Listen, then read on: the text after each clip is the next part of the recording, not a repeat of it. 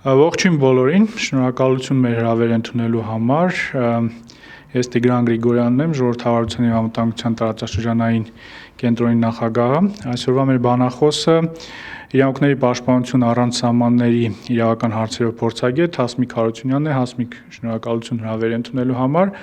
Այսօր փորձելու ենք հասկանալ Հայաստանում վերջին ամիսների ընթացքում տեղի ունեցող գործընթացները, մասնավորապես իրավապահ և դատական համակարգի գործիքայնացումը ներքաղաքական գործընթացներում, ինչպես նաև քաղաքացիական հասարակության դերը այդ գործընթացներում, իսկ որոշ դեպքերում արձագանքի բացակայությունը քաղաքացիական հասարակության որոշ դերակատարների կողմից։ Հիմա մենք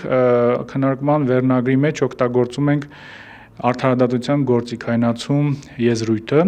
Արդյոք համաձայն եք, որ Հայաստանում վերջին ամիսներին տեղի ունենում արդարադատության գործիքայնացում։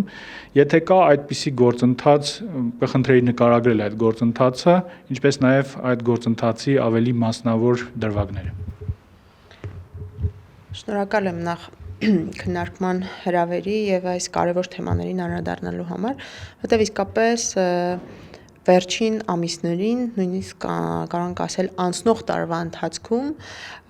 մի շարք կարևոր խնդիրներ արձանագրվեցին կապված ինչպես արդարադատության իրականացման նպատակային, ոչ նպատակային, սելեկտիվ արդարադատության, նաև այդ արդարադատության, ինչպես դուք եք նշում, գործիքայնացման հետ կապված, ինչը իրականում կարծում եմ տեղ ունի ոչ միայն քննարկման առարկա դառնալու, այլ բոլոր այն խոսակցությունները եւ մտահոգությունները, որ կան, որոշակի հիմքեր ունեն։ Բայց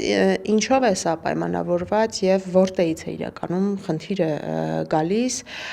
երևի պետք է նաեւ հետհայացք գցել, թե ինչպես հասավ մի կետի, որ իսկապես Հայաստանի Հանրապետությունում ընդամենը մի քանի տարի առաջ, երբ որ կար շատ ավելի մեծ ակնկալիք մեծ բարեփոխումների, համակարգը մաքրելու,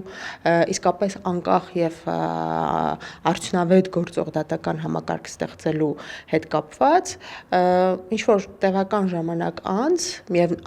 միևնույն ժամանակ այստեղ շատ կարևոր նշել, իշխանությունը, որ այդ բոլոր խոստումները տվել էր, ուներ նաև բոլոր հնարավորությունները, իր զինանոցում եւ օրենսդրական եւ գործնականում այդ փոփոխությունները կյանքի կոչելու։ Մենք չունեցանք այդ զարգացումները, բայց այսօր մենք կանգնած ենք մի կետում, որտեղ իսկապես կան մտահոգություններ մի կողմից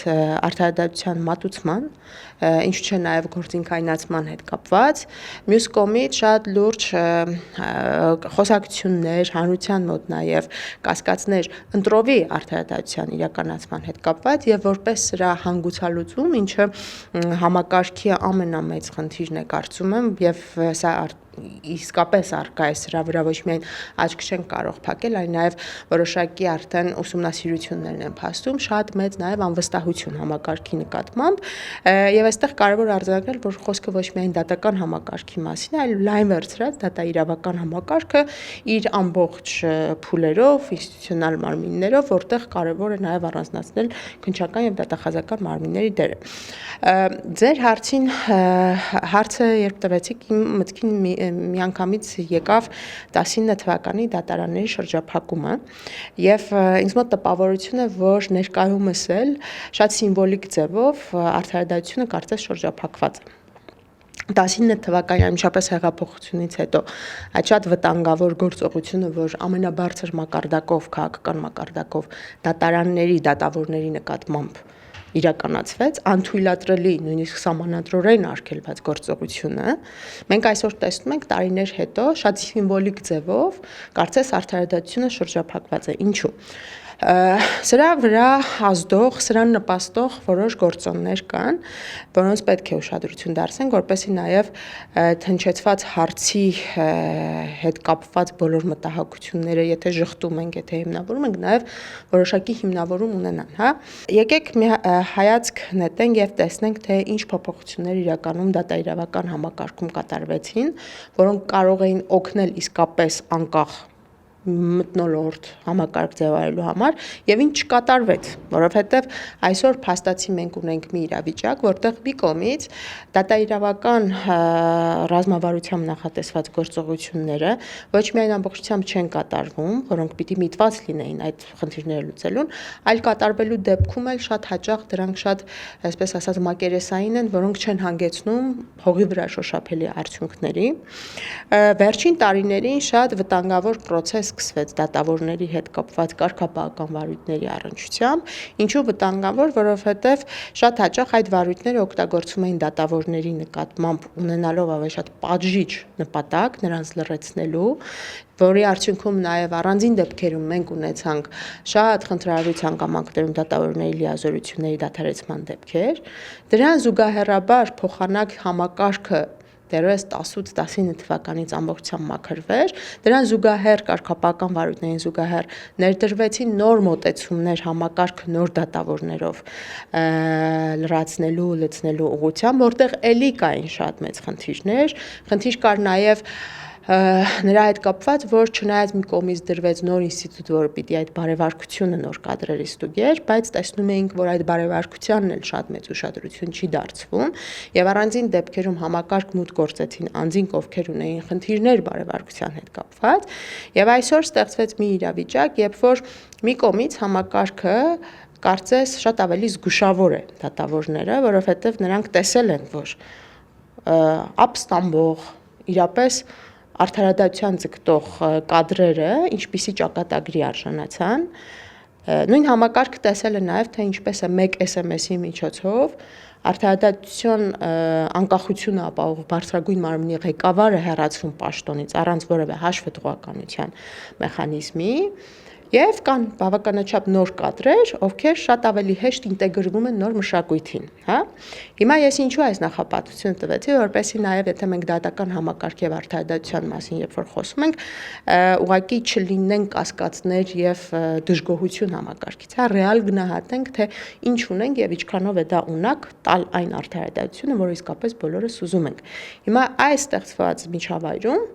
ինստիտուցիոնալ փոփոխությունների բացակայությամբ օրենսդրական փոփոխությունները, որոնք ունակ չէին այդ փոփոխությունները բերելու, մինչդեռ իշխանությունը էլի պիտի կրկնեմ, ուներ բոլոր այդ հնարավորությունները իսկական մաքրում իրականացնելու, սակայն չեմ կարող ասել դա կամքի բացակայություններ, թե ռեսուրսների բացակայություններ, բայց փաստացի տապալվեց այդ ամեն ինչը եւ արդյունքում մենք ունենք շատ ավելի վտանգավոր վիճակում գտնվող դատական համակարգ, ինչու եմ ասում նաեւ վտանգավոր, որովհետեւ այս իմ նշած խնդիրների համատեքստում վտանգավոր տենդենսներ համակարգի ներսում ինքնին էլ կան, օրինակ կլանային որոշակի խմբավորումներ, որովհետեւ մասամբ դա կարող է դրսևորվել ինքնապաշտպանությամբ, կարծես թե ինչ-որ process-ներից, մասամբ ուղղակի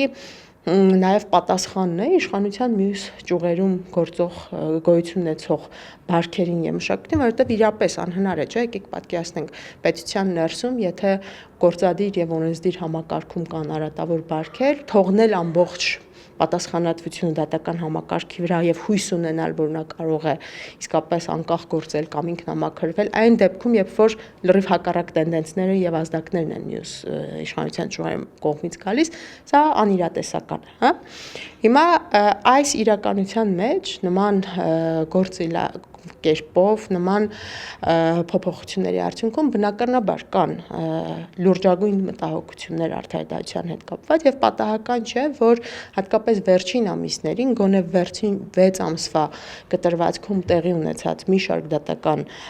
հարուցված ընթացող դատական գործերի առնչությամբ կան մտահոգություններ։ Ինչու կան մտահոգություններ, որովհետեւ մի կողմից նկատվում է, որ կա նաեւ ընտրողաբար գիրառվող արդարադատություն, ինչու որովհետև ունեք հանցակազմեր, որոնք առնչվում են հանրային այդ բոլոր դատավարությունների հետ կապված տեղեկությունը ստանում ենք, տեսնում ենք, որ մի դեպքում օրինակ իշխանության զավթելու կոչերի հետ կապված համապատասխան իրավասու մարմինները կարող են որդեգրել մեկ մոտեցում,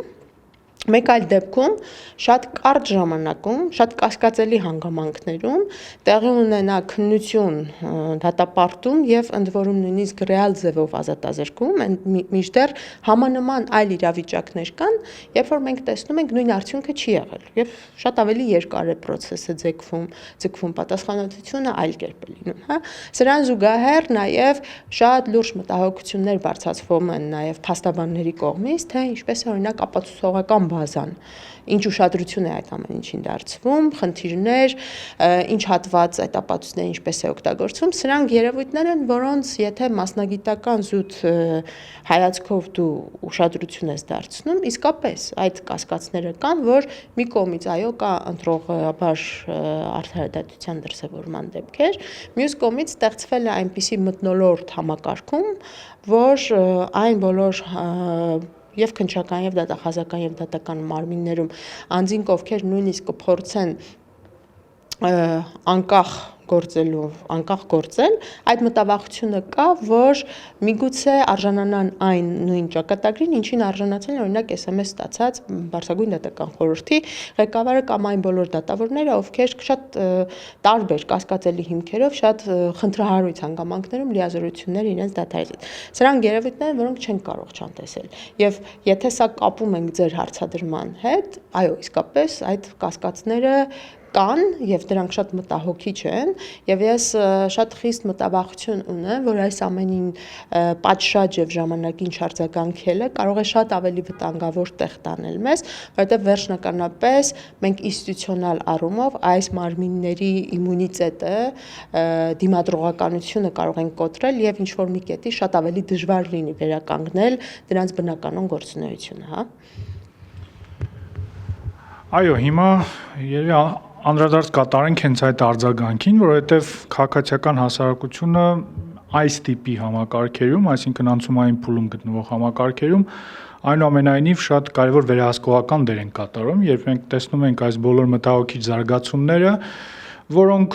իմ կարծիքով ակնհայտորեն քաղաքական նրբերանգ ունեն, այսինքն ներքաղաքական նույնիսկ նրբերանգ ունեն, մենք տեսնում ենք, որ քաղաքացիական հասարակության ոչ բոլոր դերակատարներն ակտիվորեն կարծիք առնվազն արտահայտում այդ գործընթացների վերաբերյալ։ Իհարկե խոսքը ողջ քաղաքահասարակության մասին չէ, մենք տեսնում ենք, որ պարբերաբար կան կազմակերպություններ, վերջին դեպքով օրինակ այդ հանդիմադիր բլոգերների ձերբակալության լրագրողական կազմակերպություններ օրինակ հայտարարություն տարածեցին, բայց ընդհանուր առմամբ մոտեցումը կարծես թե ավելի պասիվ է եւ ես մի շարք բացատրություններ եմ լսել գործընկերներից, թե ինչու է այդպիսի պահելաձև որդեգրվել։ Առաջին այն է, որ այն դերակատարները, ում դեմ կիրառվում է այս ընտրովի արդարադատությունը կամ քաղաքականացված արդարադատությունը, հակաժողովրդավարական դերակատարներ են, այսինքն նրանց հաջողության պարագայում մեծ հաշվով կարող են ընդհանուր առմամբ ժողովրդավարական որոշակի ձեռքբերումներ կասկածի տակ դրվել։ Երկրորդ բացատրությանը դեռևս անդրադարձ կկատարենք, այսինքն այս ամեն ինչի փաթեթավորումը արտաքին վտանգների, արտաքին միջամտության ներքո, բայց այ քաղաքահասարակության դերի մասին ձեր կարծիքով ինչու են քաղաքահասարակության որոշ դերակատարներ այդպիսի պահելաձև որդեգրել եւ արդյոք դա եւս չի նպաստում այն ժողովրդավարական որոշակի ձեռքբերումների կորստին երկարաժամկետ կտրվածքով, նույնիսկ եթե կարճաժամկետ կտրվածքով որոշ մարդկանց կարծիքով դա ինչ որ հարցեր է լուծում։ Սա թերևս որպես քաղաքահասարակության ներկայացուցիչ թերևս ամենակարևոր հարցադրումներից մեկն է եւ այս հարցին մենք բավականին հաճախ ենք ինքներս նաև անդրադառնում, ինչու, որովհետև այստեղ նույնպես ցավոք սրտի կան մտահոգություններ։ Ինչու, որովհետև մենք ինքներս շատ հաճախ տեսնում ենք, որ կարևորագույն զարգացումներ բացասական միտումներ, որոնք տեղի են ունենում, չեն ստանում այն նույն արձագանքը, ինչ իրապես պիտի որ ստացվեր, ավելին չեն ստանում այն նույն արձագանքը, ինչ օրինակ կլիներ մինչև 2018 թվականը։ Եվ սա ունի տարբեր բացատրություններ, բայց եթե կարող ենք ավելի համակարգային եւ մի քիչ խորը այս հարցին անդրադառնանք, նախ վերջապես հասկանանք քաղաքասարակության դերը, որը պիտի լինի։ Գիտեք, վերջին շրջանում Հայաստանում ինչ որ արատավոր երևի թե նկատվում շատ հաճախ տարբեր շրջանակներ, տարբեր անձինք սկսում են օգտագործել տերմիններ, երևույթներ, որոնց խորքային նշանակությունը երբեմն նույնիսկ չի էլ հասկացվում։ Եվ ինչ որ կետից արժեզրկվում են նույնիսկ երևույթները, որոնք իսկապես շատ կարևոր դեր ունեն։ Նույն քաղաքասարակություն ասված ինքը մեծագույն կարևորագույն ինստիտուտ է, որը յուրաքանչյուր պետության մեջ ունի կարևոր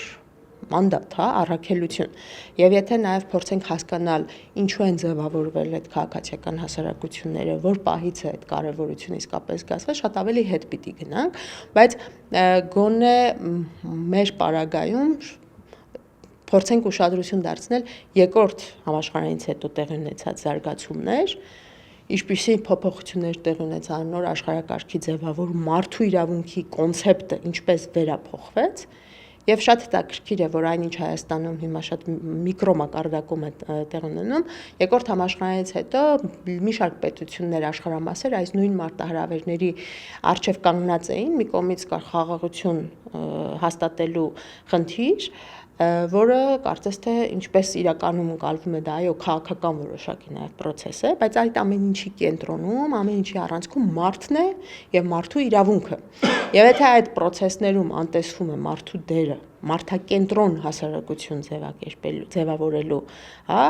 կարևոր արժեքը, խաղաղության հասնելու բոլոր այդ process-ները դառնում են ձևական, իմիտացիոն եւ վերջնարդյունքում մարդը չի էլ այդ ամեն ինչից որպես այդպեսին օգուտ քաղելու։ Եվ հենց այդ ժամանակաշրջանում էր, որ նաեւ առանձին երկրներում, որոնք քայլ էին անում նոր ժողովրդավարության հաստատման, ժողովրդավարեցման այդ process-ներին, նաեւ ձևավորվեց քաղաքացիական հասարակության ինստիտուտը որպես այդպեսին եւ դերը շատ մեծապես կարևորվեց, զարգացում ստացավ նաեւ տասնամյակների ընթացքում, որովհետեւ իշխանության եւ մարդու միջև կարևոր վահան խախտումները կանխելու համար իր վերահսկողական ֆունկցիայով դեր ստանձնեց քաղաքացիական հասարակությունը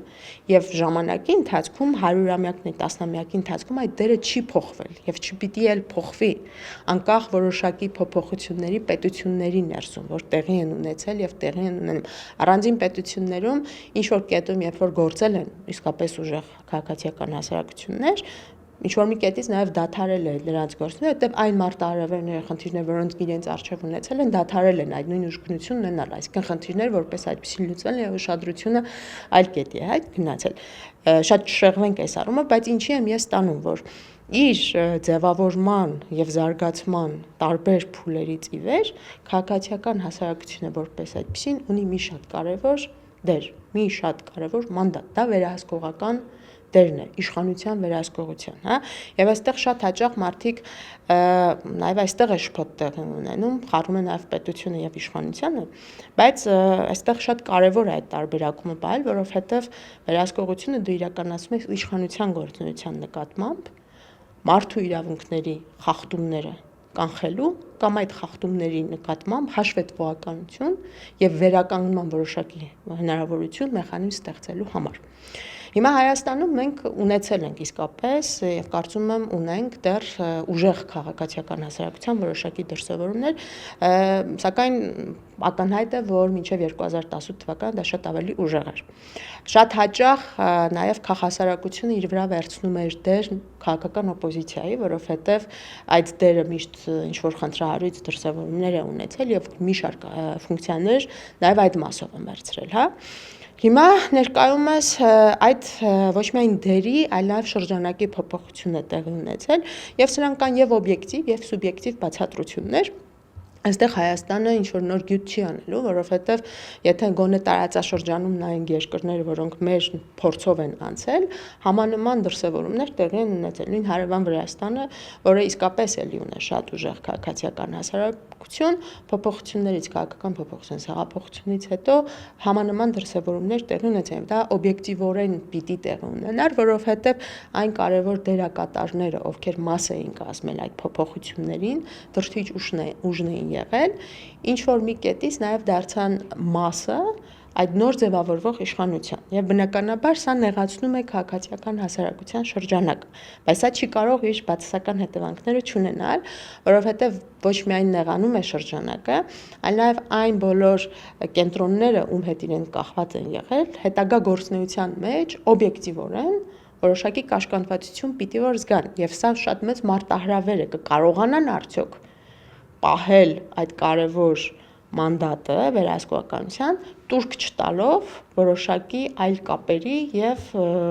այսպես ասած այդ կապերին, անգլերեն տերմիններ մտաբերում Բայց Հայաստանի պարագայում մենք տարբեր դրսևորումներ ունեցանք, ցավոք սրտի սրան գումարվեց նաև 20 թվականից հետո նաև անվտանգային որոշակի հարցեր, որովհետև քաղաքասարակությունը բացի ներքին իր ոչդոկինգի դերից ստացավ նաև արտաքին որոշակի, այսպես ասած, ջատագովության ֆունկցիայի ստանձնումը, ինչը մի կողմից նոր այսպես ասած հանձնառություն էր, մյուս կողմից շատ կարևոր աշխատանք, բայց նաև ռեսուրսատար եւ 25 թվականին, եթե մենք նայում ենք 2018-2020-25 թվական, իրապես լրջագույն փոփոխություններ են տեղի ունեցել Հայաստանի Հանրապետությունում քաղաքասարակության ներսում։ Եվ այս փոփոխությունները գնալով ցավոք սրտի ըստ ինձ նաև որոշակի բացասական միտում ունեն, ասեմ ինչու, որովհետև հիմնական առանցքից նկատվում է նաև որոշակի շեղում այդ public watchdog-ի ասվածից, հանրային վերահսկողի դերից նկատվում է որոշակի շեղում, ինչը տարբեր դրվագներով նկատվում է։ Օրինակ, հանրային տարբեր ցույցերի, միտինգների ժամանակ, երբ որ տեղի են ունենում լրջագույն խախտումներ, ոստիկանության կողմից ուժի գործադրում,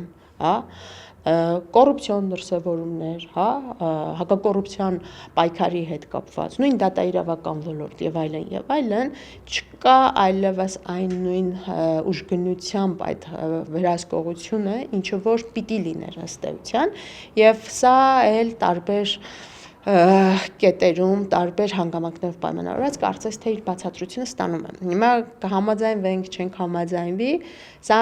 հարցի այլ կողմն է, կարծում եմ եւ պիտի գուշակեմ նաեւ դեր հաջորդ հարցադրումը այդ հիմնավորումների հետ կապված, բայց փաստացի մենք այսօր ունենք մի իրականություն, որտեղ այն ակնկալիքը, որը կա հայաստանյան քաղաքացիական հասարակությունից, դեռևս չի արդարացվում այն նույն ծավալով, ինչպես որ կա, եւ դա գնալով փոխվում է այն գործելակերպից, որը մենք ունեինք նախկինում, եւ այստեղ էլի պիտի կրկնեմ, այո, կան օբյեկտիվ հանգամանքներ, որտեղ այն փոփոխությունները, որոնք տեղի ունեցան, պիտի բերեին նաեւ այդ շրջանակի կազմի նաեւ փոփոխություններ եւ օբյեկտիվորեն ազդել են նաեւ դրա վրա որոշակի նաեւ այլ հանգամանքներ, որովհետեւ օրինակ 2019 թվականին մեր կառույցը, որը շատ մասնագիտացված է դատաիրավական ոլորտում, ժողովրդավարություն մարդու իրավունքներ, մենք չէինք մտածի, որ ինչ-որ մի կետից կսկսենք նաեւ ամենօրյա գրաֆիկով աշխատել օրինակ էթնիկ զտման, գերիների պաշտպանության եւ այլ հարցերով, սա նոր մարտահրավեր է եւ բնականաբար շատ ավելի մեծ ռեսուրսներ, շատ ավելի աշխատանք է, պահանջում։ Խոսքը ստանում եմ նրան, որ իսկապես նաեւ խնդիրներն են, մարտահրավերներն են մեծացել, բայց այստեղ ակնհայտ է եւ չեն կարող չնկատել, որ առանձին դերակատարների մոտ նաեւ փոխվել է ընկալումը վերահսկողական դերի եւ վահանը, որը պիտի լիներ իշխանության արչև կանգնած, որ քաղաքասարակության կողմից իրականացող մարդուն պաշտպանելու, մարդու իրավունքներին տեր կանգնելու համար, ոչ միշտ է, որ իրականացվում է այն նույն արդյունավետությամբ, ինչ որ պիտի իրականացվեր կամ իրականացվել է, Այո, խոսեցիք օբյեկտիվ պատճառների մասին եւ պարզ է, որ քաղաքացիական վերջին շրջանում տարածված շատ խոսույթ է, որ քաղաքացիական հասարակության եւ իշխանությունների փոխգործակցությունը անպայմանորեն պիտի փոխվեր, որովհետև ձեր նշված պատճառով, որովհետև շատերը հիմա իշխանության մաս են, շատերը կապեր ունեն այդ իշխանության մեջ գտնվող անհատների հետ, բայց որոշակի այլ գաղափարներ են առաջ քաշում, որի մասին վերջերս գրել էի հենց այս թեմայով հոդվածի մեջ։ Առաջինը այն է, որ տեսեք, քանի որ հիմա Հայաստանը ժողովրդավարական անցում է կատարել եւ այդ վերահսկողական ֆունկցիայի անհրաժեշտությունը ավելի քիչ է, քան նախկինում օրինակ, պետք է անցնել ավելի համագործակցային մոդելի, այսինքն համագործակցել իշխանությունների հետ ինչ որ ընդհանուր նպատակների հասնելու համար եւ այդ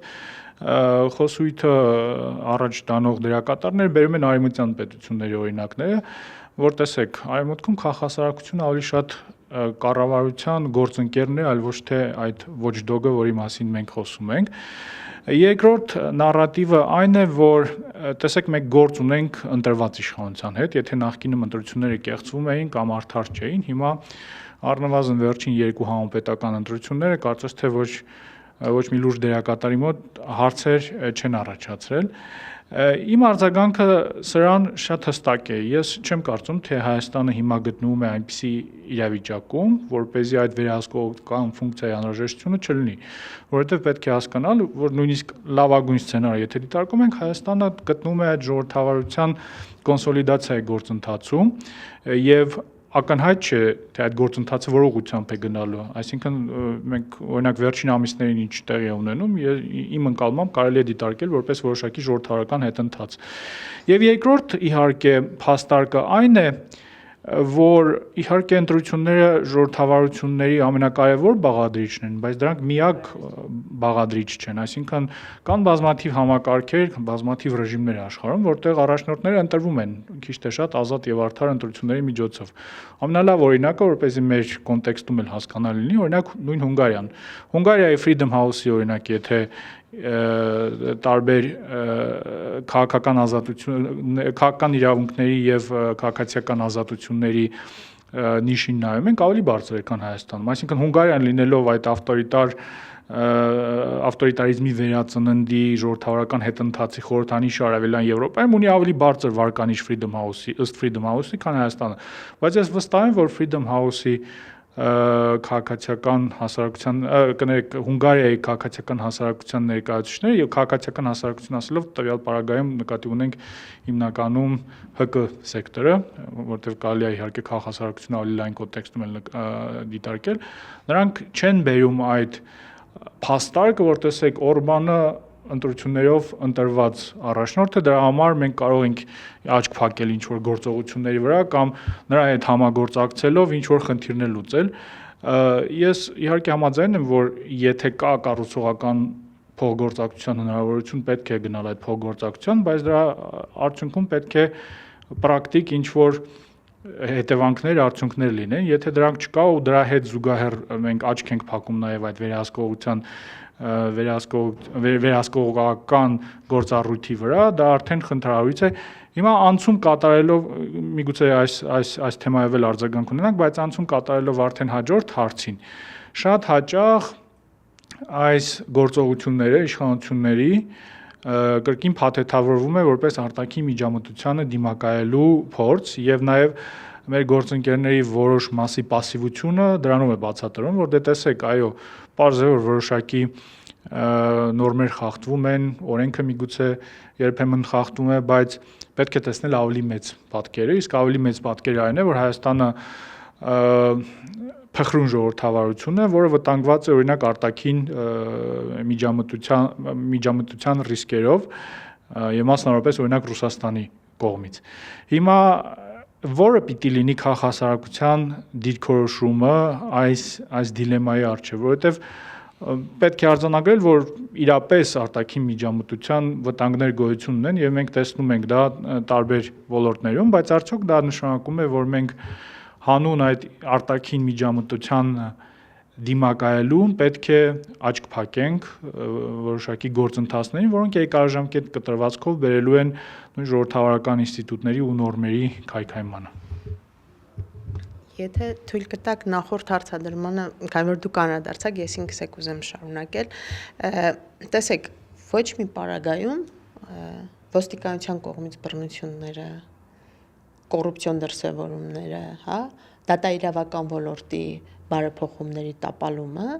քաղաքասարակությունը չի կարող որևէ կերպ կամ քաղաքասարակության առանձին դերակատարներ չեն կարող որևէ կերպ արդարացնել կամ դա նույնպես փաթեթավորել ու քողարկել որոշակի արտաքին սպառնալիքներով կամ փորձելով առաջնայինի կամ երկրորդայինի հարց առաջ բերել։ Եկեք ավելի շատ կոնկրետ դրվագներով խոսենք։ Ես չեմ պատկերացնում իրավիճակ, երբ որ շատ կոնկրետ հիմա այստեղ լինենք, որպեսզի հեռուստադիտողների համար էլ հստակ լինի, որ եթե կան նաև դժգոհություններ նույնիսկ քաղաքասարակության առանձին դերակատարների կողմից իշխանության գործողությունների մասով, ինչպես դուք եք ասում, շատ հաճախ դա արձագանք է ստանում այն մասով, որ առաջնայինը երկրորդայինից չի տարբերակվում, որովհետև մենք պետություն պահելու խնդիր ունենք, բայց ինչպես է արդարացվում կամ ինչ արդարացում կարող է ստանալ, օրինակ կարևորագույն կոռուպցիոն գործերը չբացահայտել, չքննելը, օրինակ Անիֆի գործը, կամ օրինակ պետական բյուջեից կրթվելը նորաձև է շարժման ֆինանսավորումը ապահովելը եւ ավելին դա գաղտնի պահելը, կամ ոստիկանության կողմից մարդու իրավունքների կոպտագույն խախտումների եւ դրանց արձագանք հողականություն չցուցաբերելն ու պատժողականության, անպատժելիության խրախուսումը եւ այս ամեն ինչը ինչ որ կետում փաթեթավորել պետություն պահելու այդ խնդրի ներքո, որովհետեւ շատ հաճախ գործընկերները, ովքեր ինչ որ համեմատական առումով լուր են եւ ավելի пассив վարքագիծ են ցուցաբերում, բայց պիտի հատկապես նման դեպքերում այդ արձագանքողականությունը ավելի ուժեղ լիներ, որովհետեւ ելի եմ ասում, չեմ պատկերացնում 18 թվականից առաջ կոռուպցիոն նման դրսևորումներ լինեն եւ կոռուպցիայի ոլորտում աշխատող կառույցները նույն դիրքավորումը ունենային։ Չեմ կարծում Անիֆի գործը օրինակ Հայաստանի ինքնիշխանությունը, եթե դա քննվի, կարող է խաթարել։ Կամ մենք վերջին անցնող տարում Հայաստանի Հանրապետությունում քրեակատորական հիմնարկներում ունեցել ենք 20 մահվան դեպք արդեն, տարին չի ավարտվել։ Սրանք երևույթներ են, որոնք խոսում են պետության ներսում արդեն շատ վտանգավոր process-ների մասին, որոնք ոչ պակաս ունակ են խաթարելու պետության հիմքերը պետական ինստիտուտների մակարդակով։ Երբ որ համեմատություն են տանում այլ երկրների հետ, շատ հաճախ այդ համեմատությունը անհիմնն է նաև գիտեք ինչու, որովհետև խոսում են եւ համեմատվում են պետությունների հետ, որտեղ գոնե ինչ որ միջապով կայացած համակարգեր կան, որոնք կարող են այդ դիմադրողականությունը ապահովել, բայց երբ որ մենք անընդհատ փաթեթավորում ենք ցանկացած դրսևորում, այդ նույն պատճառով արտաքին վտանգներ եւ այլն, որը չի հերկվում, դա կա, բայց արդյոք պիտի ամեն ինչ այնքան քողարկվի դրա ներքո, որ զուգահեռ իրականության մեջ մենք չնկատենք, թե ինչքան մենք բաց ենք թողել ժողովրդավարության մոտենալու հնարավորությունը եւ ինչքան ենք մենք ավելի մոտենում դիկտատուրայի, Հիմա էլի քաղաքասարակության դերի մասով քաղաքասարակության վերահսկողական դերը եթե մոռացվում է, եթե սրա հետ կապված հասարակական կազմակերպությունները որոշակի կոմպրոմիսի են գնում, այլ իրենց արժեվ խնդիրներ դնելով, սա առաջին հերթին նշանակում է սեփական դերից եւ սեփական առանցքից հրաժարում, երկրորդ սա տալիս է պետությանը հաշվետու լինելու զրո պահանջ, ինչը դուռ է բացում դիկտատուրայի համար։ Սա պարզ է, սա պետք չէ ինչ-որ նոր հեծանիվ հայտնագործել, սա պատմությունը առանձին երկրների փորձը ինքնին, էլի հեռու չգնանք, եկեք տեսնենք Վրաստանի օրինակով, ինչքան կարճ ժամանակում որոշակի փոփոխություններ տեղի ունեցան, հետընթաց է, ես վստահ եմ հիմա ինձ էլ հակափաստար կարող են բերել, դե տեսեք արտաքին վտանգների մասով, բայց այստեղ էլի կան տարբեր երևույթներ, որոնք գոնե պիտի եթե վատ օրինակին էլ մենք նայում ենք, վերցնենք դասեր, թե ինչպես չանենք, որ այդ իրավիճակը մեզ մոտ չհասնի։ Հիմա Հայաստանի պարագայում կարծես թե գոնե վերջին ամիսների կտրվածքով ինչքան արատավոր երևույթներ մենք տեսնում ենք, նույնիսկ ուղիղ եթերում, երբ որ պետական ինստիտուտում մարդ են ծեծում, դա ինչ որ մի կետում փաթեթավորվում է ինքնիշխանություն պահպանելու նպատակի ներքո։ Սա արդեն անլրջություն է։ Սա անլրջացնում է եւ ինքնիշխանության կոնցեպտը, եւ խոշտանգումների արգելը, եւ ամենակարևորը նաեւ պատժողականությունը հավասարեցնում է զրոյի։ Եվ բնականաբար, երբ որ մարդիկ սկսում են նաև ձեր կողմից մատնանշած այդ հիբրիդային վտանգներին արտաքին ազդեցությանը թերահավատորեն մոտենալ, սա իսկապես հիմնավորում է նրանով, որ անլրջություն է այլևս ձևավորում ամենաբարձր մակարդակով, հա, որովհետև դու շահարկում ես բոլոր այն կետերում, որտեղ հնարավոր է, եւ ավելի վտանգավոր էլ կարող է լինել, ինչ որ մի կետում, երբ որ իսկապես այդ ռիսկը կա, մարդիկ միգուցե այլ լրջությունը այլևս չցուցաբերեն, որովհետև դա այնքան է շահարկվել, որ այլևս չի ստանում պատշաճ արձագանք, հա։ Հիմա ես անպայման ուզում եմ նաև այդ փոխգործընկերության անդրադառնալ, այստեղ շատ հստակ պիտի մենք տարբերակենք, որ կազմակերպությունները, քաղաքասարակությունը, որը պետությանը հաշվետու է դարձնում, իր թշնամին չէ, նա էլ է գործընկերը, ով ճանապարհից շեղվելու յուրաքանչյուր դրսևորման դեպքում հիշեցնում է, թե ինչի համար է այդ քվեն ստացել, ինչի համար է ինքը ստացել այդ իշխանությունը, հա, որտեվ էլի պիտի նաև կրկնեմ եւ ինքս ինձ էլ հիշեցնեմ, որ պետությունը եւ իշխանությունը դրանք տարբեր են։ Իշխանությունը փոխվում է, փոխվելու է, միշտ այդպես եղել։ Պետությունը երբեք չի փոխվում, հա, եւ պետությունը պահպանելու համար իշխանությունը ինքը պիտի գնա որոշակի փոփոխությունների էլ, զոհողությունների էլ, բայց իշխանությունը, որը սնանկ է, տկար է իր ինստիտուցիոնալ, իր կադրային, իր տարբեր գործառույթների մեջ, բնականաբար պիտի փաթեթավորի յուրաքանչյուր հնարավոր դեպքով ինչ որ նոր զարգացումներ արդարացնելու համար իր տկարությունը։ Իսկ ով է ասել, որ Հայաստանի Հանրապետությունում իշխանությունը ինքը չպիտի առաջին արձագանքողը լինի հիբրիդային եւ արտաքին այդ բոլոր մարտահրավերների, հա։ Իսկ ով է ասել, որ Հայաստանի Հանրապետությունում իշխանությունը ինքը հիբրիդային պատերազմ երբեմն չի իրականացնում։ Օրինակ, երբ որ անվտանգային հարցերի հետ կապված, Ադրբեջանի հետ կապված տարբեր դրսևորումներ, առաջին հերթին մենք ինֆորմացիան ստանում ենք այլ աղբյուրներից։ Սա չի կարող տեղեկատվական պատերազմի համատեքստում ռիսկ լինել Հայաստանի Հանրապետության քաղաքացու համար, հա։ Վերջիվերջո իշխանությունը ունի ամբողջ զինանոցը իշխանության թևերից սկսած պետական ինստիտուտներ, ռեսուրսներ, ամեն ինչ այս բոլոր մարտահրավերներին պատասխանելու համար եւ ոչ թե քաղաքասարակությունը դիրքավորվի այնպես, որ ոչ միայն իր առանցքից շեղվի վերահսկողական ֆունկցիան մոռանա, պետությանը հաշվետու դարձնելու այդ ֆունկցիան մոռանա նաեւ թե ինչ պիտի ինքը անի, այլ ինչ որ տեղերում դառնա նաեւ գործիք արդարացնելու այն ամենը, ինչ որ իշխանությունը չի իրականացնում։ Սրանք շատ կոնկրետ հարցեր են, հա, եւ սա պետք չի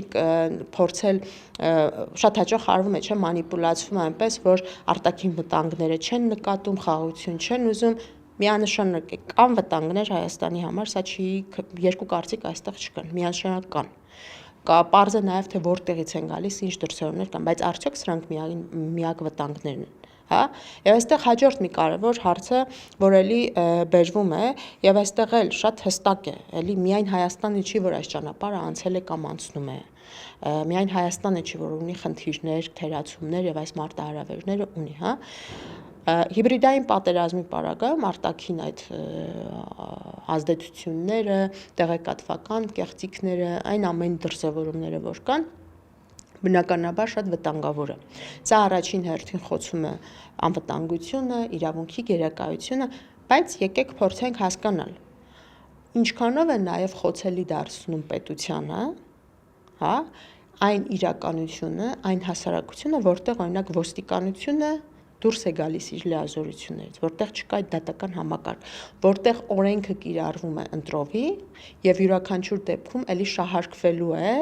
այդ հիբրիդային պատերազմի կոնտեքստը, ես տանում եմ խոսքս նրան, որ ինչքան որ հիբրիդային պատերազմը իրենով կարող է վտանգավոր լինել, արտաքին որպես գործոն, հա, այնքան էլ պետության ներսում ինստիտուտների մեկ անձի ձեռքում կենտրոնացումը, ընտրովի արդարադատությունը, պատժողականության բացակայությունը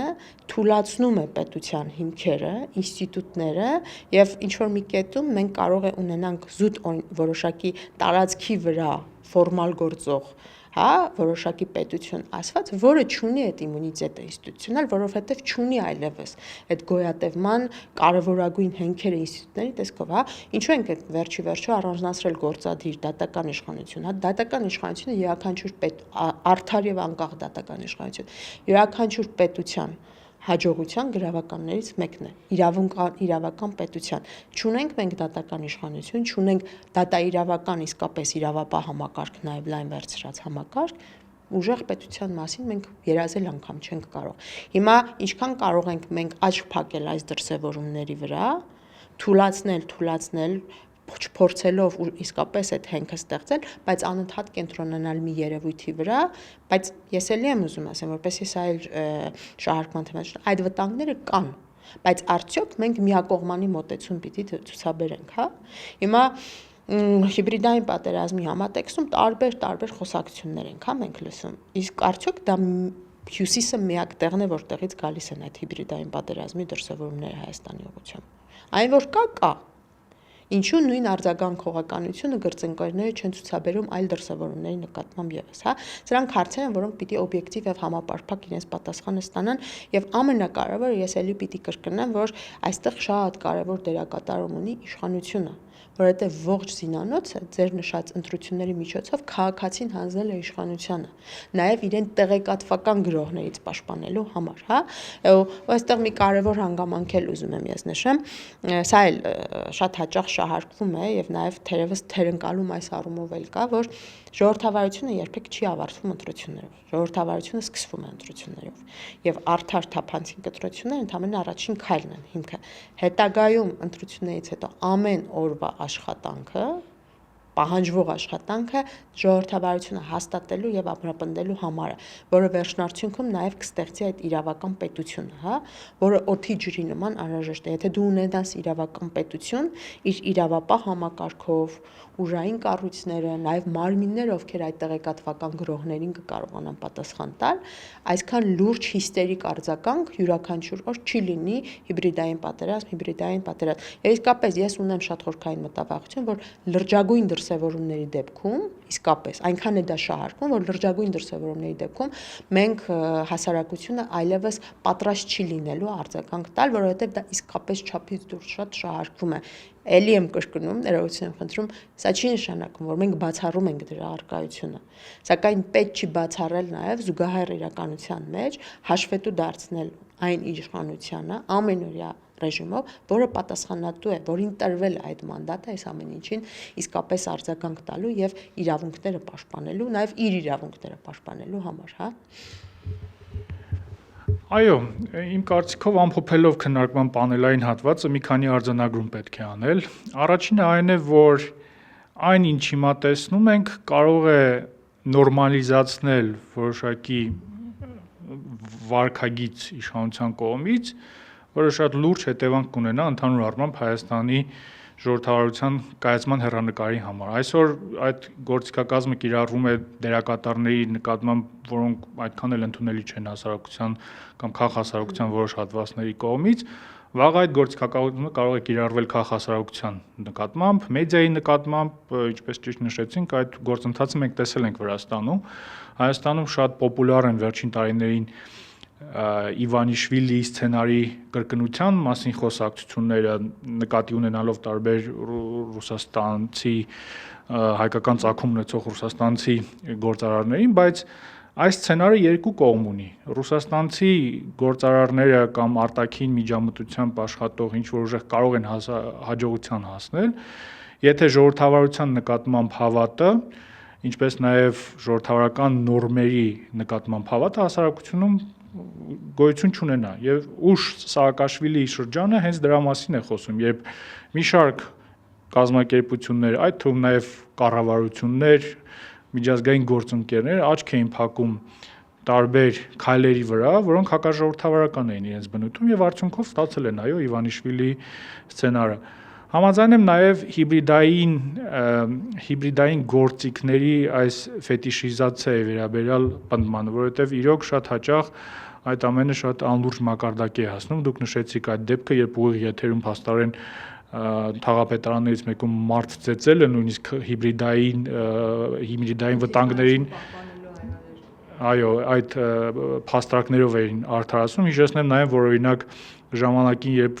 ֆուտբոլային երկրպագունները պահանջում էին ֆուտբոլի ֆեդերացիայի նախագահի հրաժարականը, կրկին խոսում էին այն մասին, որ այդ երկրպագունները դեմ են օրինակ Հայաստանի ինքնիշխանությանը։ Կարող ենք հիշել նաև Զանգեզուրի պղիմձա մոլիբդենային հանքում այդ գործադուլի ժամանակ կրկին այդ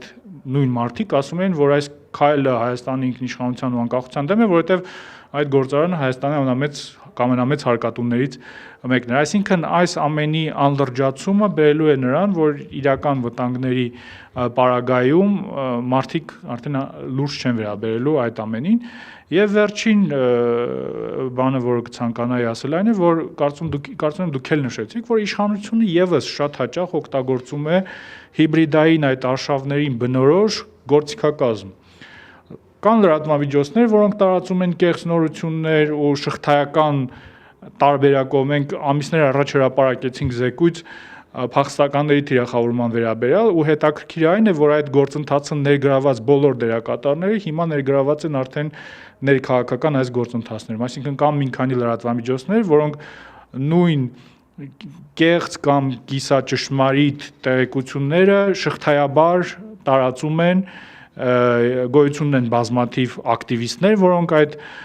գործով են զբաղված, այսինքն այդ գործիքակազմերը ոչ միայն արտաքին դերակատարներն են օգտագործում,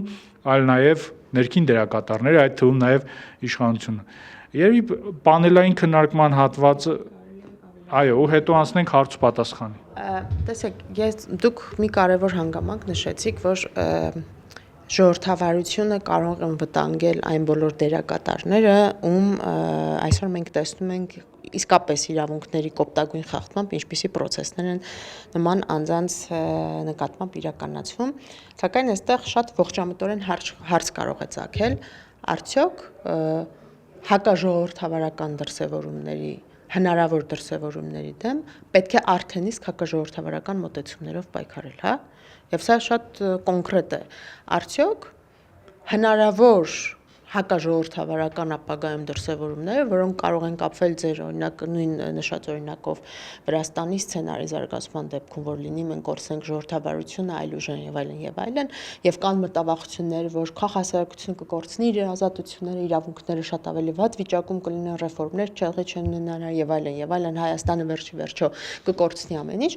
բայց այսօր այդ process-ները արդեն կան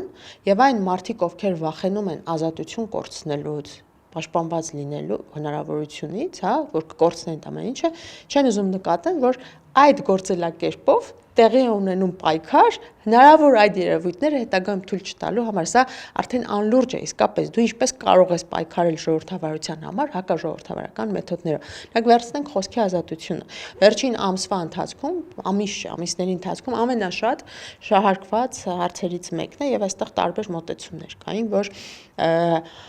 նույնիսկ եթե արգելվում է տարբեր process-ներ իրականացում կրկին էլի պետության համար եւ այլն, հա։ Եվ սա կապելով նաև խոսքի սկզբի, ձեր քննարկման սկզբի հարցադրման հետ, շատ կարևոր է ուշադրություն դարձնել մի կարևոր հանգամանքի եւ նաև սրանով է պայմանավորված հանրության մոտ նաև թերհավատ այս process-ների նկատմամբ եւ մասնագիտական շրջանակների ողջամտ բողոքը այս process-ների նկատմամբ, ինչու, որովհետեւ մի դեպքում, երբ որ տեղի ունենում այդ խոսքի ազատ խոսքի սահմանը անցումը, որը բնութագրվում է արդեն նաև որպես ոչ ընդունելի, այստեղ շատ կոնկրետ պիտի արձանագրենք, որ քրեական գործիքակազմով դու կարող ես պատասխանել այն խոսքի դրսևորումներին, որը իրենում օրինակ ատելության խոսք է պարունակում, հա։ Ինչքան էլ որ վիրավորական է, ցենզուրայից դուրս կարող է լինել քննադատական, այդ խոսքը պաշտպանված է։ Դու կարող ես օրինակ այլ գործիքակազմով դրա դեմ փորձես արձագանքես։ Մենք տեսել ենք վերջին շրջանում ազատ խոսքի սահմանափակման կոպիտ դրսևորումներ, իսկապես խախտումներ, որի նպատակը ավելի շատ պատժի եւ այդ տերորի տարածումն է եղել։ Եվ այո,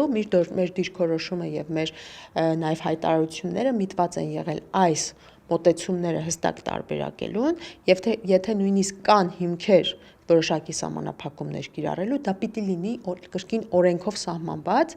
եւ ոչ թե այնպիսի մի մեխանիզմ գործադրվի, որի նպատակը լրիվ այլ է, հա։ Բայց այստեղ նաև այդ արդարադատության գործընկայնացման հետ կապված, քանի որ դուք նշեցիք, երևի ամփոփենք դրանով նաև համեմատական բերելով, հա, էլի խոսքի ազատության համատեքստում։ Գոնե վերջին տարվա կտրվածքով մենք քանի դեպք ենք արձանագրել, որ անընդունելի վատ, ամենակոպիտ եւ էթիկապես ոչ ընդունելի բառընտրանին, որ օգտագործվել է իշխող ուժի տարբեր ներկայացուցիչների կողմից, գոնե մեկ դրվագով արժանանա ինչ որ ձև պատասխանատվության։ Հետևաբար, երբ որ հակառակ դրսևորումներն են լինում, կարող ենք մենք խոսել ընտրովի արդարադատության մասին եւ պահանջել, որ եթե նման մոտեցումներ արժանանում են պատասխանատվության առաջին, իսկապես դա տեղի ունենա օրենքով, որտեղ ոչ մեկ չի բացառում, չէ, որ այո, եթե դու ինչ-որ ոչ ընդունելի փաստաբանը, եթե անցնում է խոսքի սահմանը, որը վիրավորանք է, զրպարտում է պետական ինստիտուտներին, այո, դրա համար համապատասխան ինչ-որ պրոցեսներ պիտի լինեն, բայց ոչ այն ձևով, որը ընդհանրապես այդ հանցակազմի մեջ չի տեղավորվում։ Բայց երբ որ զուգահեռ իրականության մեջ մենք տեսնում ենք շատ ավելի վատ դրսևորումներ, ականջ կտրելուց սկսած падգամավորի կողմից հնչեցված մինչև շատ ավելի ոչ էթիկապես ընդունելի բառընտրանի շատ բարձր մակարդակով, բնականաբար այն բոլոր բողոքները եւ պահանջները, որ քաղաքասարակության առանձին անհատների կողմից ներկայացվում են իշխող ուժին, պիտի լինեն, որովհետև մի կողմից կա այդ ընտրովի մոտեցումները, մյուս կողմից կա շատ հաճախ նույնիսկ իրենց խախտումները, էլի ինքնիշխանություն, պետություն պաշտպանելու այդ կարևոր գաղափարի առջև, որը ինչ-որ մի կետից էլի արժեզրկում է այս ամեն ինչը, որովհետև կարևոր հիմնարար իրավունքները խախտելով, օրենքը խախտելով, օրենքի վրա աչք փակելով, իրավապահ համակարգը գործիք որպես դարձնելով, դու պետություն չես կարող ոչ միայն պահել, այլ նաև զարգացնել այնպես, որ դառնա ինչ-որ ժողովրդավար իրավական պետություն։ Այս շատ պարզ է այս ամեն ինչը եւ այս բախումը մի կողմից ինքնիշխանության, մի կողմից այն նարատիվների, որ մենք ամեն օր լսում ենք եւ իշխանության եւ իշխանության կողք կանգնած առանձին շրջանակների կողմից։